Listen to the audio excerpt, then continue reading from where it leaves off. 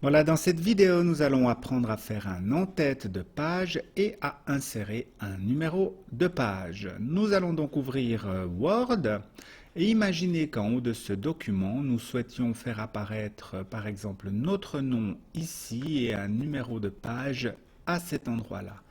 L'en-tête, ça sert justement à donner des renseignements, par exemple sur le titre du document qu'on pourrait placer ici en milieu de page, sur l'auteur ou sur le numéro de page.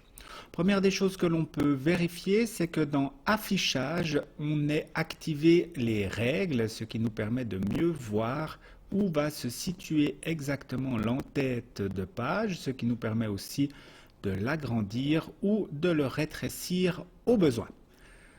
Pour entrer dans l'en-tête de la page, on double-clique dans l'en-tête. Par exemple ici, vous voyez que désormais nous sommes dans l'en-tête.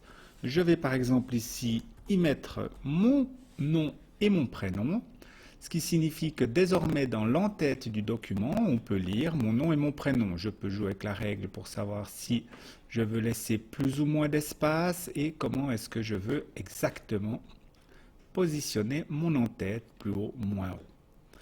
Si l'on passait à une page supplémentaire, c'est-à-dire ici à la page 2, je remarque que mon en-tête vient s'afficher automatiquement. Pour le numéro de page, je double-clique dans mon en-tête, je me positionne à l'endroit voulu pour mon numéro de page, par exemple ici. Vous voyez que j'ai l'option numéro de page qui s'est activée dans le menu Création, qui s'ouvre automatiquement lorsqu'on double-clique sur l'en-tête. Je choisis d'insérer un numéro de page à la position actuelle, là où j'ai positionné mon curseur. J'ai toute une série de styles différents pour des numéros de page. Si on imagine que je choisis celui-ci, je clique dessus, le numéro de page s'est inséré, mais pas exactement où je le souhaitais. Je vais simplement devoir le replacer moi-même. Ici, j'ai utilisé la touche tabulateur. On peut aussi utiliser la barre d'espace. Je le déconseille personnellement, utiliser la touche tab ou tabulateur qui permet donc de repousser des éléments directement plus loin sur la ligne. On peut voir que désormais nous avons notre numéro de page qui est indiqué, que automatiquement le numéro de page se met à jour lorsque l'on passe à la page 2, raison pour laquelle il ne faut pas insérer un numéro de page manuellement, c'est-à-dire se positionner dans l'en-tête et taper soi-même 1, 2, 3 selon la page, puisque les choses ne se mettront pas à jour automatiquement et que des erreurs finiront par arriver.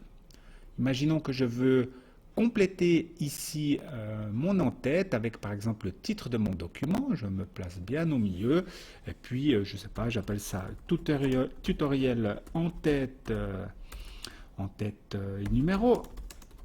Tout simplement, on pourrait s'amuser à le mettre en gras depuis le menu accueil, à le souligner par exemple, et on ressort de l'en-tête en cliquant, double-cliquant pardon, à côté. Et voilà, vous voyez ici que nous avons un en-tête qui va s'afficher page après page. Si je passe à la page 3, la page 4, etc. Nous avons un en-tête, nous avons un numéro de page. Voilà, c'était tout facile.